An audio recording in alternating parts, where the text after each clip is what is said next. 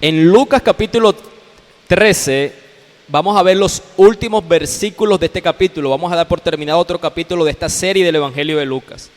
Y vamos a leer los versículos del 31 al 35. Lucas 13, de los versículos 31 al 35. ¿Cómo lo hacemos? Yo leo del 31 al 34 y de manera unánime leeremos el versículo 35. Yo leo del 31 al 34 y de manera unánime leemos el 35. Nos ponemos sobre nuestros pies, por favor, para hacer la lectura. Dice la palabra del Señor así. En ese momento llegaron unos fariseos y dijeron a Jesús: sal y vete de aquí, porque Herodes te quiere matar. Y él les dijo: vayan y díganle a ese zorro: yo expulso demonios y hago curaciones hoy y mañana, y al tercer día cumplo mi propósito. Sin embargo, debo seguir mi camino hoy y mañana y pasado mañana, porque no puede ser que un profeta muera fuera de Jerusalén. Jerusalén, Jerusalén, la que mata a los profetas y apedrea a los que son enviados. ¿Cuántas veces quise juntar a tus hijos como la gallina sus pollitos debajo de sus alas y no quisiste? Juntos. Se les dejará más hasta que llegue el tiempo. Bendito el que viene en nombre del Señor. Amado Padre Celestial, infinita es tu misericordia y tu bondad, Señor.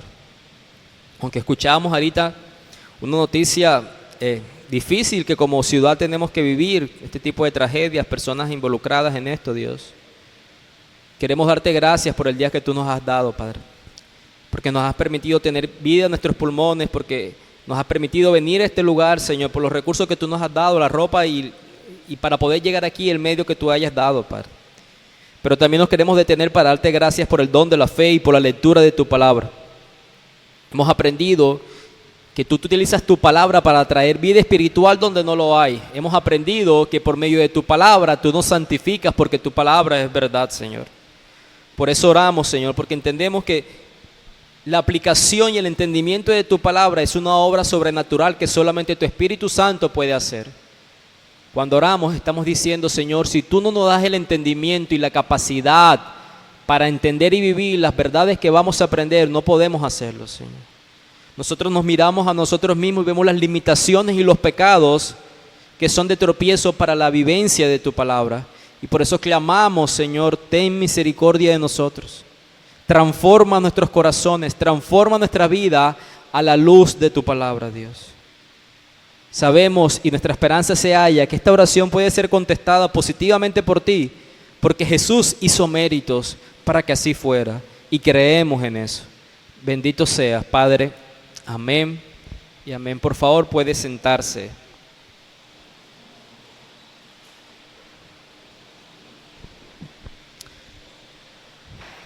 En el sermón pasado, en los versículos pasados que estuvimos compartiendo, frente a la pregunta del versículo 23, Señor, ¿son pocos los que se salvan? Una de las cosas que yo les mencionaba era: las palabras de Dios no son meramente especulativas, sino prácticas. La palabra de Dios no está dada a nosotros solamente para que hagamos conjeturas y pensamientos filosóficos que no nos lleven a ningún sentido. Son palabras prácticas para nuestras vidas, para considerarlas y sean aplicadas. Quiero que usted recuerde que la revelación de Dios, es decir, su palabra escrita, no solamente nos permite conocerle, sino que a medida que le conocemos somos transformados cuando somos expuestos al conocimiento de Él. El predicador Juan Calvino decía: el Evangelio es una doctrina de vida. Básicamente lo que el Evangelio contiene, lo que el Evangelio se enseña, lo que el Evangelio predica, es una verdad que transforma la vida de aquellas personas que la escuchen, la atienden y claman por ellas para que sea puesta en práctica. Pensemos, por ejemplo, en el texto que leímos en esta mañana. Lamentaciones capítulo 3, versículo 22 y versículo 23. El fiel amor del Señor nunca se acaba, sus misericordias jamás terminan. Grande es su fidelidad, sus misericordias son nuevas cada mañana. Cuando yo estoy diciendo que la palabra de Dios no es meramente especulativa, o para hacer pensamientos en un círculo filosófico que no lleva a ningún tipo de transformación. Estoy considerando que en esos versículos que les mencioné sobre la fidelidad de Dios, es que nosotros vemos esa verdad y no nos sentamos y decimos, wow, sí, el Señor renueva su misericordia. Qué bueno es saber eso. Él es fiel. Eso es uno de los atributos que tengo que memorizar. Él es fiel. No. Usted ve esa verdad y la toma como una esperanza, ¿no?, para su propia vida. ¿Dónde puedo hallar esperanza en cualquier circunstancia que yo esté viviendo? Que Él es fiel. ¿Dónde puedo hallar esperanza? Que Él no tiene las limitaciones que yo tengo. Él no se agota, no se cansa, no se aburre.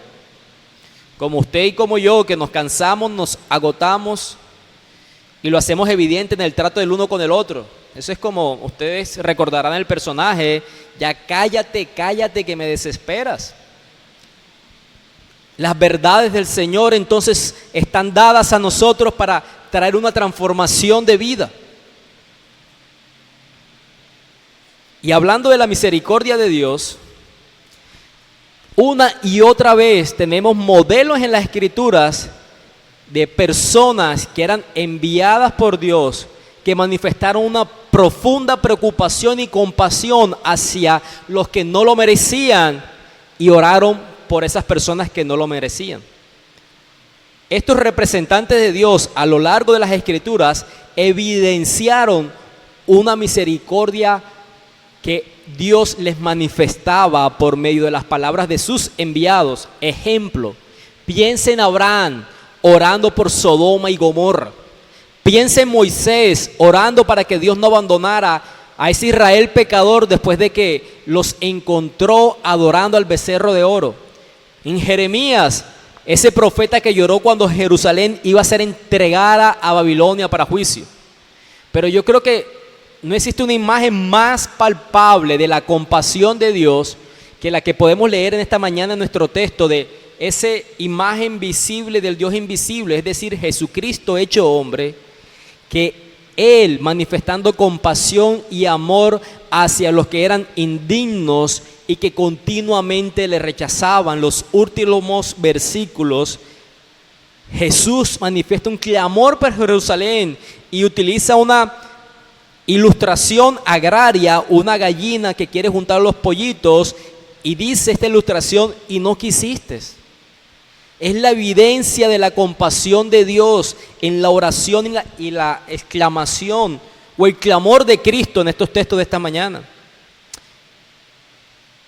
Podemos ver la compasión de Jesús, que es la compasión de Dios, cuando Jesús llora sobre Jerusalén. En dos textos vemos ese clamor de Cristo por Jerusalén. En Mateo capítulo 23, los versículos 37 al 39, y en Lucas capítulo 30, este versículo que hemos leído en esta mañana. Israel enfrenta un juicio. Lo iba a enfrentar porque Cristo anuncia que llegará el momento donde su casa iba a estar desolada. Y Cristo es el Mesías y el último profeta que Dios envía de cierta manera. Después de Juan el Bautista, Cristo es enviado como profeta, como alguien que anuncia el mensaje de Dios, un heraldo, un mensajero de Dios mismo. Y les está advirtiendo de que iba a haber un ajuste de cuentas entre ellos y Dios. Y precisamente Cristo no solamente vino para anunciar ese ajuste de cuentas, sino que también vino para ser el único medio como el pueblo judío pudiera ser salvo de ese ajuste de cuentas. Él decide poner su rostro hacia Jerusalén, versículo 22 del capítulo 13. Y en ese contexto resulta que algunos fariseos le advierten sobre las intenciones de Herodes. Cuando dice en ese momento llegaron unos fariseos, está haciendo referencia a las enseñanzas que Jesús estaba haciendo camino a Jerusalén. Aprendimos que él estaba enseñando de aldea en aldea, pero el propósito es que esa enseñanza de un lugar a otro era llegar a Jerusalén. Y Cristo nos enseña en este texto dos puntos que yo quisiera que ustedes pudieran recordar. Lo primero es que quiero que podamos ver la actitud de Cristo frente al objetivo de su vida. La actitud que tiene Cristo frente al objetivo de su vida, versículos 31 al 33. Y lo segundo es la actitud de Cristo hacia los pecadores endurecidos. Miremos ese primer punto. Si usted recuerda los versículos 32 y 33, usted va a notar que Jesús tiene una meta fija. Él tenía un propósito de vida establecido al cual se apegaba y le era innegociable.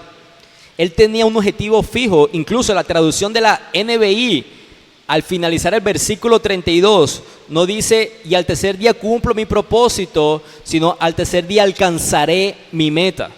Él tenía un objetivo de vida particular y él siempre lo conoció. ¿No amamos ese tipo de personas que saben para dónde van? Yo creo que sí. Pensemos en las personas contrarias que no saben para dónde van. ¿Usted ha tenido esa experiencia de ejercitamiento de la paciencia que usted va manejando y la persona que va delante de usted está como buscando una dirección y como que usted no sabe para dónde va y usted intenta adelantar y esta persona va para un lado y va para el otro y quizás usted mismo hacía esa persona? Es incómodo seguir a alguien que no sabe para dónde va. O piense, por ejemplo, que usted está acompañando a alguna dama de su familia a un lugar donde va a hacer algunas compras y usted le llega a ese lugar, llámese un centro comercial o un lugar de nuestra ciudad, y usted le pregunta, ¿qué vas a comprar? No sé. Usted ya sabe que se le van a ir varias horas de acompañar a alguien que no sabe que vino a hacer ese lugar, pero que quiere estar en ese lugar. ¿Ven? Por eso amamos a las personas que tienen una meta clara en su vida. Eso es fantástico. Eso es fantástico. Y cuando usted ha estado compartiendo el Evangelio de Lucas desde el primer capítulo, ha descubierto que Jesús sabe muy claramente a dónde va y sabe lo que está haciendo. Eso es lo que les mencioné en los versículos 32 y 33. Y a pesar de los rumores o la advertencia que le llega a Jesús por parte de algunos judíos sobre Herodes, nada hará que Jesús cambie su ritmo o cambie su objetivo. La agenda de Jesús no estaba limitada por las intenciones malignas y pecaminosas de Herodes. Dicho sea de paso, vimos la respuesta de Jesús a Herodes, ¿no? Vayan y díganle a ese zorro. Es la única persona en el registro que tenemos de los evangelios a quien Jesús trató con desprecio de esta manera. Y es justo que lo tratara de esa manera. Esta afirmación o esta categoría que Jesús atribuye a Herodes, llamarle zorro, no vino por nada externo, por decirlo de alguna manera, sino más bien apuntando a su comportamiento. Tiene que pensar en el zorro como en ese momento el pueblo judío lo interpretaba o lo conocía. Sí, la palabra se le atribuye también al animal, al zorro, pero era usado como una metáfora. Ese animal era considerado astuto, débil, manipulador y destructivo. Ve, palabra de Jesús, y dile a ese zorro que voy a realizar mis actividades como de costumbre. Básicamente lo que se le estaba diciendo a Herodes es, voy a seguir moviéndome, pero no me voy a mover conforme a la petición o a la amenaza que Herodes trae a mí por medio de ustedes.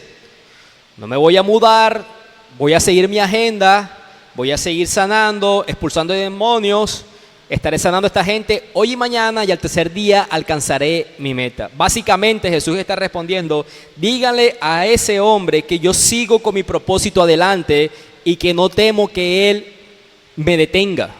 Mi agenda no está limitada por sus intenciones y la voy a cumplir hasta el momento adecuado. Quiero que usted recuerde que este Herodes, sus amenazas las podía cumplir. Fue el mismo que decapitó a Juan el Bautista. ¿Cuáles eran las intenciones por cuál quería asustar o matar a Jesús? El texto no nos dice. ¿Sería una advertencia honesta por parte de los fariseos? Bueno, ya la palabra fariseo nos deja mucho que pensar de las intenciones de estos personajes. Algunos estudiosos lo que creen es que dos clases de personas, Herodes y los fariseos, que eran enemigos entre sí, se juntan para el mismo propósito. Ellos querían acelerar la llegada de Jesús a Jerusalén. ¿Por qué? Porque en Jerusalén estaba el Sanedrín, donde este grupo de fariseos tenía una mayor influencia sobre la ciudad. Era más fácil capturar, juzgar y asesinar a Jesús en Jerusalén que en otro lugar por la autoridad que el Sanedrín tenía ahí. Independientemente de las razones de la advertencia, hay una cosa clara por la respuesta de Jesús. Él no tenía miedo de irse o cambiar su horario solo por una amenaza. Eso es interesante. Yo tengo algo más de trabajo por hacer aquí en Galilea y en Perea, y luego voy a ir a Jerusalén. Quien dirigía la agenda de Jesús era él mismo. Nuevamente, su respuesta: yo expulso demonios, hago curaciones hoy y mañana, y al tercer día termino mi carrera, cumplo mi propósito, llego a la meta. Y esto es lo que dice Jesús, estableciendo de que su misión lo llevaría a Jerusalén. Porque no solamente dice qué es lo que va a hacer, dice, sin embargo, debo seguir mi camino hoy, mañana y pasado mañana, porque no puede ser que un profeta muera fuera de Jerusalén. Jesús va a Jerusalén, eso lo podemos entender, lo hemos visto en varios textos, pero ¿qué es lo que él va a hacer allí? ¿Cuál es su propósito de llegar a Jerusalén? Bueno, él está diciendo, no puede ser que un profeta muera fuera de Jerusalén. Es como si él estuviera diciendo, voy a ir a Jerusalén, ¿a qué? A morir. El propósito de él de llegar a esta ciudad no era un propósito turístico. No era que había un catering en la ciudad que a él le gustara, no era una gastronomía que él apreciara. Su propósito, que revela cuál era su objetivo de vida, que revela cuál era su misión, era llegar a Jerusalén para ser rechazado y asesinado. Él sabía en lo que se estaba metiendo y aún así no se detuvo. Ustedes recuerdan tristemente esa época, aunque todavía creo que sucede, de violencia en nuestro país, conocida como la época de las pescas milagrosas. Todos sabíamos dónde generalmente eran esas pescas milagrosas, y generalmente había unos horarios. No, mira, no transites por esta carretera, por ese tipo de horarios, porque va a suceder este tipo de cosas. ¿Quién de nosotros se iba a meter a la boca del lobo? Nadie. Pero Jesús entiende que él va a ir a Jerusalén a morir, y no se niega de eso, porque ese es el objetivo de su vida. Ese era el propósito de su vida, ese era su plan. Y es irónico, ¿no?, que fuera Jerusalén donde esto iba a suceder, que era como el centro religioso del universo. Todas las esperanzas y sueños del pueblo de Dios que hemos podido ver en el Antiguo Testamento cuando leíamos Nehemías. Ahora esta ciudad trágicamente era conocida porque asesinaba a los profetas. Y pareciera que como que Jerusalén tenía el monopolio de asesinar a los profetas. Pero es una hipérbole lo que Jesús está utilizando aquí. Jesús está diciendo en el versículo 33, ciertamente ningún profeta puede morir fuera de Jerusalén. Él no estaba sugiriendo que era imposible que un profeta muriera fuera de Jerusalén. Es una hipérbole. Se había vuelto como un dicho popular de la época. ¿Cuál era ese dicho popular de la época? Básicamente, si tú eres profeta y vas a Jerusalén, adivina qué te va a pasar. Es como el dicho popular que yo les mencioné al inicio. Si hay una final de la Champions y hay un equipo vestido de blanco y es de España, pues ya sabe quién va a ganar. Eso no tiene mucho de discusión, se ha vuelto común. Tenía que decirlo, perdónenme. Se ha vuelto común entonces que en Jerusalén se mataran los profetas. Y eso es irónico. A pesar de que era común, a pesar que era de su conocimiento, Jesús se dispuso en ir a Jerusalén, sabiendo que es lo que le esperaba, rechazo, sufrimiento y muerte. Él estaba decidido. No había nada que lo detuviera, ni las amenazas de Herodes, nada que desviara lo que era su plan. Él tenía una idea clara de hacia dónde va y de qué era lo que estaba haciendo. Piensa en eso, cuando lleguemos a la crucifixión, nos daremos cuenta entonces que no fue un asunto del azar, que no fue primariamente entonces la evidencia de la pecaminosidad del hombre. Era el cumplimiento de un plan divino que tenía que llevarse a cabo. Eso es lo que estamos viendo en este punto del texto. Un hombre con una misión clara que quiere llegar a cumplir. A veces cuando estoy hablando con alguien y estoy comentando de que alguien murió, normalmente surge una pregunta. ¿Por qué murió? ¿Le han hecho esa pregunta a usted? Usted está hablando de que alguien fallece y le preguntan ¿por qué murió? Y sí, mis respuestas tienden a ser a veces quisquillosas. Mi respuesta es porque estaba vivo. Porque la razón para morir es que tienes vida. Y normalmente respondo así, no siendo grosero o irrespetuoso, es como para hacer notar lo mal formulada que está la pregunta. Porque generalmente las personas lo que quieren preguntar es ¿de qué murió? Yo, bueno, eso es otra pregunta que tiene otra respuesta. Pero con Jesús tiene sentido. Porque el propósito de su encarnación, de su vida ministerial, era morir en la cruz del Calvario. Cuando usted piensa que ¿por qué nació? Porque Él nació para morir. El propósito de la vida de Jesús, de su encarnación, de su ministerio terrenal, era morir en la cruz del Calvario. Escucha estas palabras de Él en el Evangelio de Juan, capítulo 10, versículos 17 y 18. Dice, el Padre me ama porque sacrifico mi vida para poder tomarla de nuevo. Nadie puede quitar la vida, sino que yo la entrego voluntariamente en sacrificio. Pues tengo la autoridad para entregarla cuando quiera y también para volver a tomarla. Esto es lo que ordenó mi Padre. Jesús siempre supo que su vida era para entregarla en sacrificio. Y yo me imagino que en este punto, o deseo que en este punto, la pregunta que usted se está haciendo es ¿por qué? ¿Por qué quiere Jesús hacer eso? ¿Por qué se encarnó? Para morir. ¿Por qué Jesús está decidido en llegar a Jerusalén a cumplir su propósito, sabiendo que en Jerusalén le esperaba precisamente la muerte?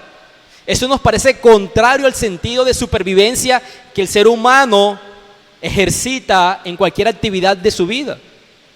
Y lo primero que quiero que usted escuche por el mismo texto del Evangelio de Lucas es que Jesús lo hace por la propia estimación que ocupaba su muerte en relación con toda su obra.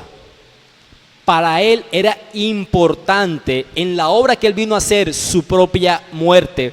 Por eso Él decide llegar hasta Jerusalén.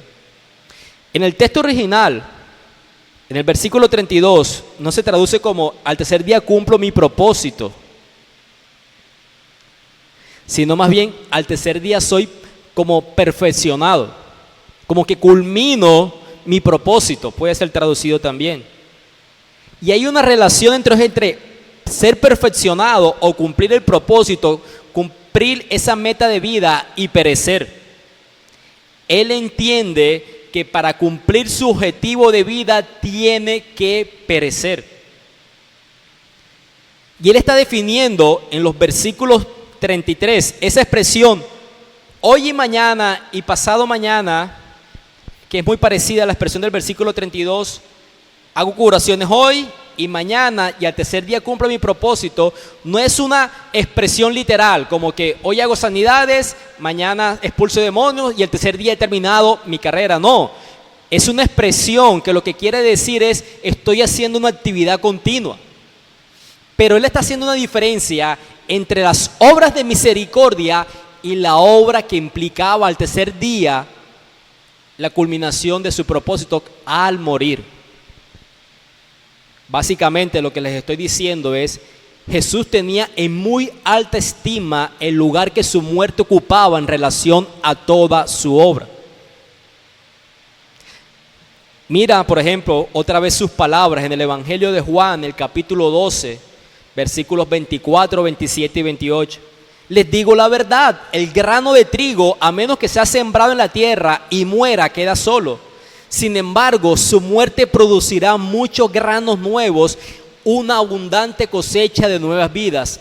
Ahora mi alma está muy entristecida. ¿Acaso debería orar, Padre, sálvame de esta hora? Pero esa es precisamente la razón por la que vine. Padre, glorifica tu nombre. Una imagen, una ilustración agraria de lo que sucede con el grano para que produzca vida. Tiene que morir para que haya una abundante cosecha. Jesús tiene muy claro que su propósito terrenal no solamente estuvo enmarcado por la enseñanza y por las obras de misericordia y los milagros que hemos visto a lo largo del Evangelio. Su propósito de vida estaba también completado en su muerte, que ocurriría en Jerusalén.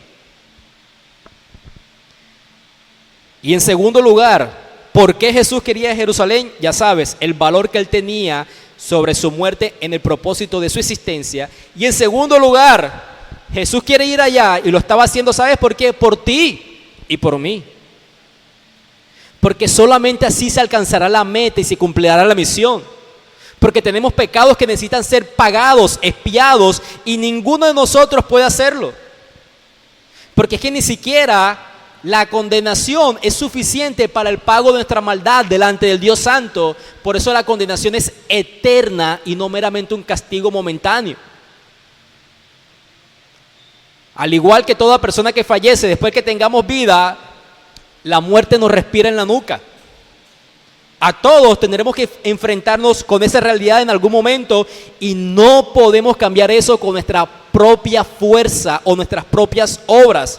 Solo hay una manera: Jesús puede y lo hace, porque Él mismo es el Hijo de Dios, que ha venido a hacer la voluntad de su Padre, y esa voluntad es salvar a su pueblo pecador.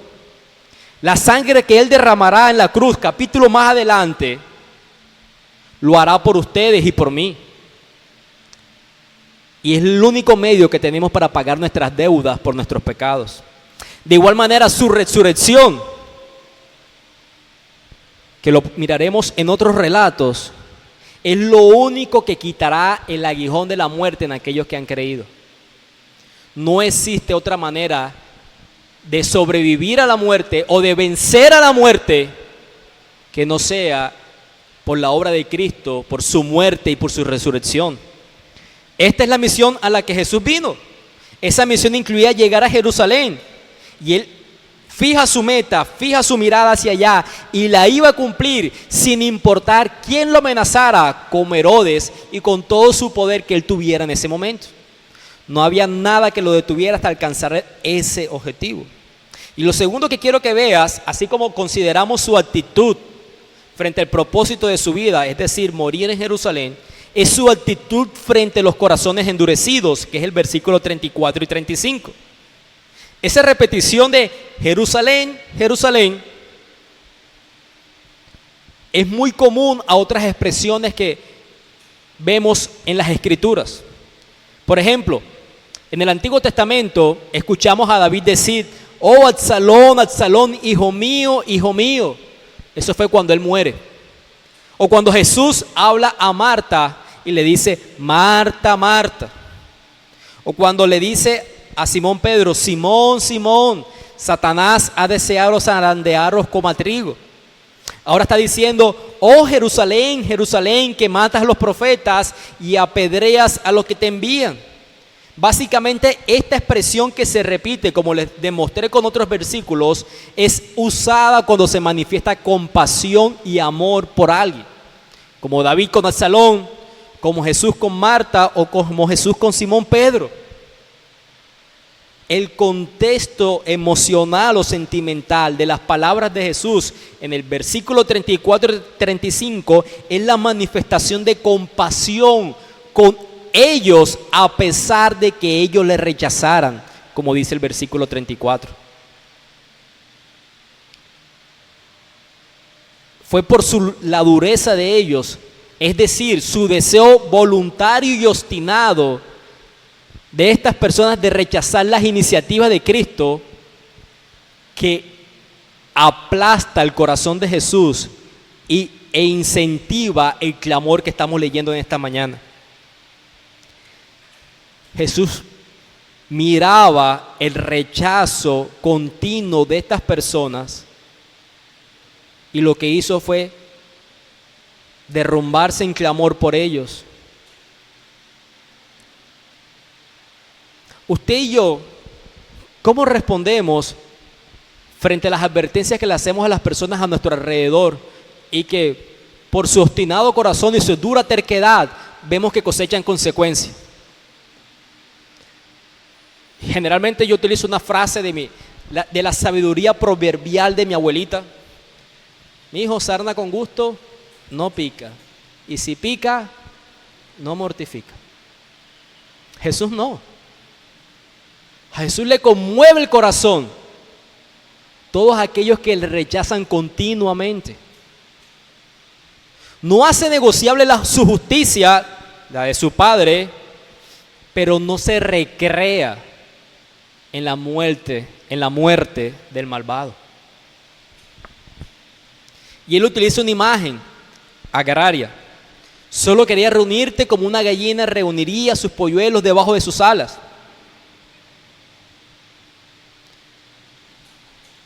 Y no tiene nada de malo esa imagen.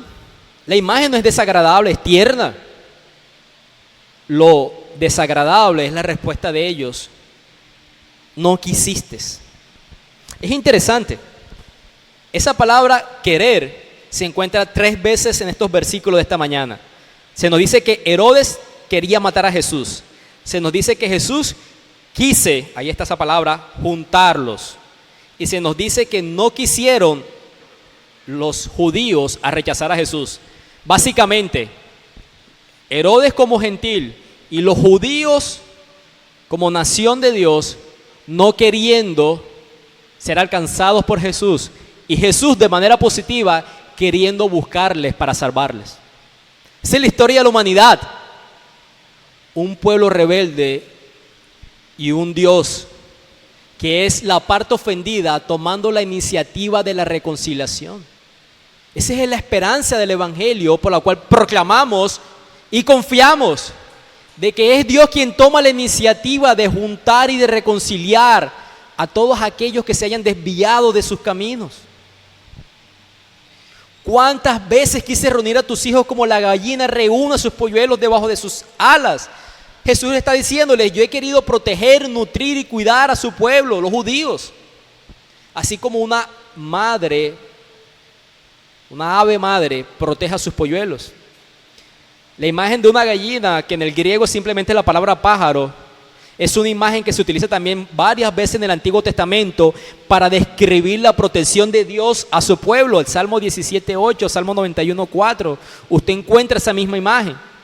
¿Qué es lo que hace la gallina? Quizás muchos de ustedes no tienen esa experiencia agraria.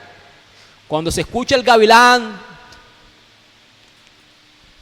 que va volando y hace su sonido característico, la gallina responde haciendo un llamado para juntar a sus polluelos, y ella se pone como en una posición de protección, ellos debajo de sus alas. Si alguien tiene que morir, que sea ella y no ninguno de sus hijos. Es una imagen tierna.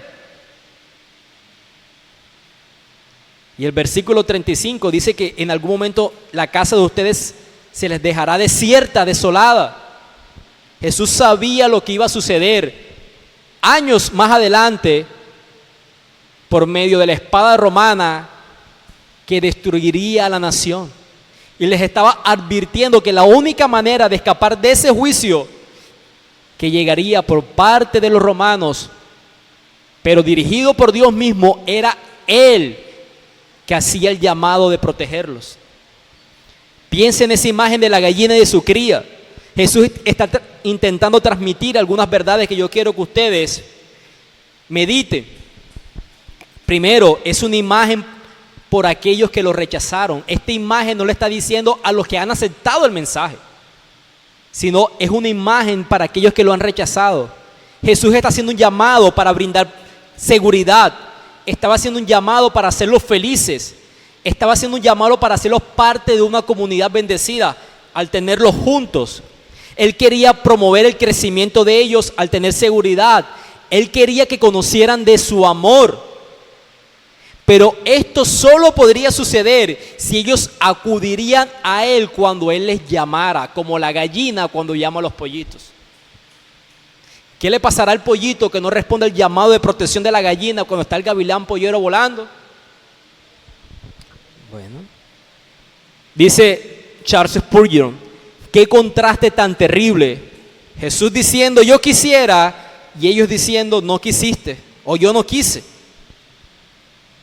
Que el Señor Jesús nunca tenga que decirnos así a ninguno de nosotros. Yo quise, pero tú no.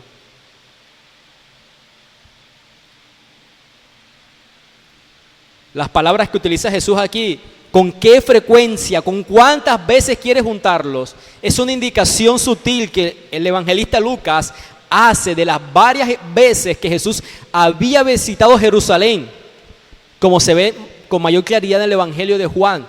Y no solamente en la última semana de la pasión, varias veces Jesús les predicó a ellos, como lo hemos visto en este evangelio, en estas poblaciones. Y las palabras finales, no me veréis hasta que digáis, bendito el que viene en el nombre del Señor, bendito el que viene en el nombre de Jehová. Jesús está aquí revelando algo de las condiciones que rodearon su segunda venida. Cuando Cristo vuelva, todos aquellos que lo han rechazado en ese momento le reconocerán. La diferencia entonces es que no habrá más oportunidad para el arrepentimiento. ¿Crees que Él no es Salvador? Llegará el día en que te dirá, sí eres el Salvador. ¿Crees que Él no es el enviado de Dios para el rescate por los que se encuentran perdidos? Llegará el punto en que sí tendrás que reconocerlos.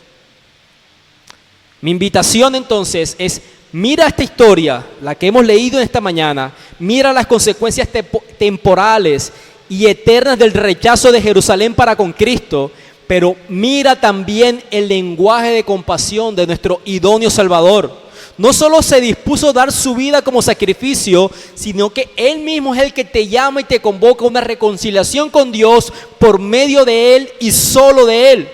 Sus palabras siguen siendo reales aún en este día. El que a mí viene, yo no le echo fuera, pero que venga en arrepentimiento y fe. Vete con una pregunta en tu conciencia. ¿Estás reunido bajo las alas de Cristo? ¿O intentarás hacerlo por tu propia cuenta, como el pollito que rechaza el llamado que Cristo hace? Vamos a orar. Amado Señor, gracias, Padre, por permitirnos conocer más de tu propio corazón, Señor.